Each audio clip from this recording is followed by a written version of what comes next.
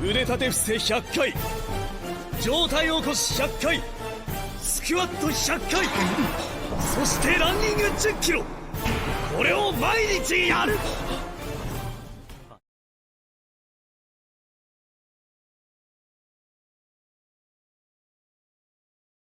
Today, I want to talk about if the One Punch Man workout is good for fat loss and weight gain. In my opinion, the One Punch Man workout could be a great option for fat loss and getting lean. It may not be well suited for everyone to lose fat with, but if you would like to do the One Punch Man workout and your goals are either fat loss or weight loss related, the One Punch Man workout could be a great option for getting those things done. To lose weight, you need to be in a calorie deficit. And to be in a calorie deficit, you need to expend more calories than you consume. Usually, the best strategy for this is a combination of some type of nutrition plan or working with a nutrition coach, combined with increasing your activity levels by moving more. The One Punch Man workout is a great way to increase activity levels and make it easier to be in a calorie deficit. So let's talk about the two things that I like about this program for fat loss, who I would recommend not using this program for fat loss. And finally, let's talk about how I would alter this program to make it better for fat loss. The first thing I like about this program is the amount of cardio really great for fat loss. In certain circles of the fitness industry or fitness community, cardio has kind of gotten a bad rap over the years of not being great for fat loss. But the reality is cardio is one of the best ways to move more and expend a lot of calories in a short period of time. This is especially effective if you enjoy doing cardio. I would personally recommend sticking to a little bit more lower intensity, steady state cardio for fat loss because it's less likely to increase your hunger significantly. Doing more short burst, high intensity cardio could also be a good way to burn calories if you just prefer doing your cardio more in that way. Just make sure you're checking yourself to make sure that when you're doing that type of cardio, you're not getting so ravenous that you're just consuming back all of the calories that you just expended. That can be said with any cardio. I just personally find that it's more common with that like higher intensity sprinting type cardio. Now, the One Punch Man workout includes a 10-kilometer run every single day, so 7 days a week. And honestly, that is a pretty significant amount of cardio. That is a lot of activity being added to your week, especially if you're coming from a place of doing zero activity before getting into this workout. For the average person, a 10-kilometer run would burn around 600 calories, which is pretty big. That is a lot of calories extra per day that if you weren't doing this, you'd be burning. Now, obviously, some people doing a 10-kilometer run will burn less calories for. Some people it'll burn more calories for.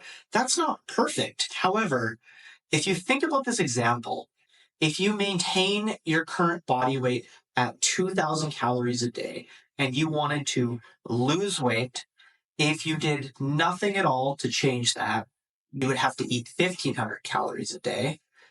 And in example B, if you added a 10-kilometer run every single day, like the One Punch Man workout warrants for, you would go from maintaining your current body weight at 2,000 calories to maintaining it at 2,600 calories, meaning to be in that same 500 calorie deficit required to lose 1 pound per week, you would be eating 2,100 calories instead.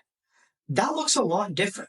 that extra 600 calories drastically changes the type of food choices you would make. So if this is something you were doing, this would really add up to changing the difficulty of how hard it would be to lose that same 1 pound of fat per week or be in a 500 calorie deficit.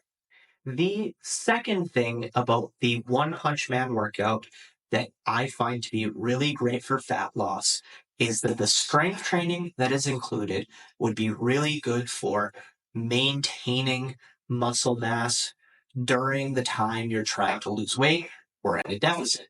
A big problem with being in a deficit is that your body not only is going to lose fat, it also wants to lose muscle as well.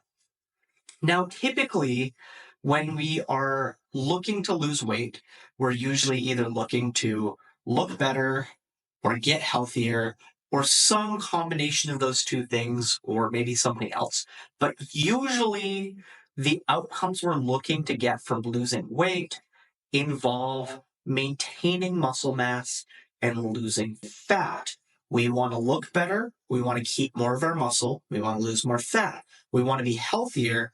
That muscle helps us move from point A to point B, whereas the fat doesn't. So if we're losing more muscle and not as much fat, those outcomes aren't going to be as good from being in a deficit. Even though you're losing the same 1 pound per week, if in example one, you're losing 50% muscle and 50% fat, and in example two, you're losing 60% fat and 40% muscle and maintaining more of your muscle mass, that is the more desired outcome for both looking better and being healthier. So the issue is in the absence of doing some type of resistance training during a deficit, you're going to lose more muscle and less fat.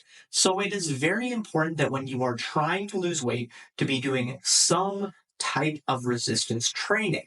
It doesn't have to be a lot, especially if you're more focused on doing more cardio to burn more calories, but doing even just a little bit can go a long way. In the One Punch Man workout, the workout calls for 100 push ups, 100 sit ups, and 100 squats. So, while this might not be a ton of resistance training, the amount of muscle that you're going to maintain and not lose just by doing this little bit of resistance training, opposed to doing no resistance training at all, is going to be very significant in the impact of how you look at the end of the cut and how healthy you are at the end of the cut, because you're going to maintain more muscle mass by doing so. What I also like about these exercises, push ups, sit ups, and squats, is they are very accessible.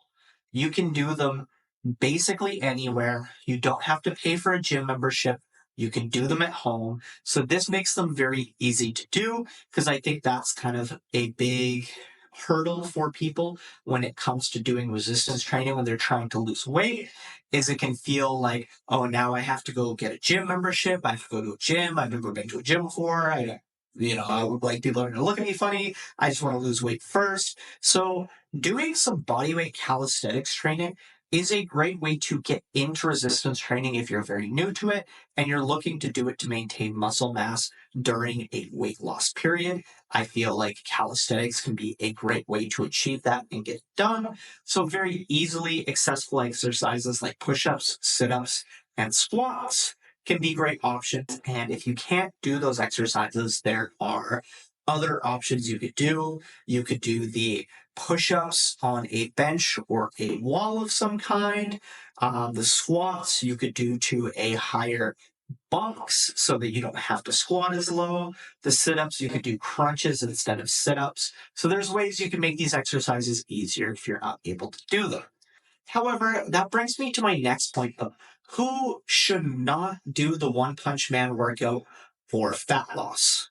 The first type of people that I would recommend not do this workout for fat loss are people that are not capable of doing this workout.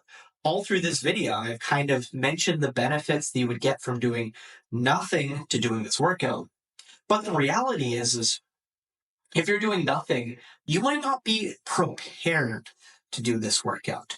A 10-kilometer run, 100 push-ups, 100 sit-ups, and 100 squats.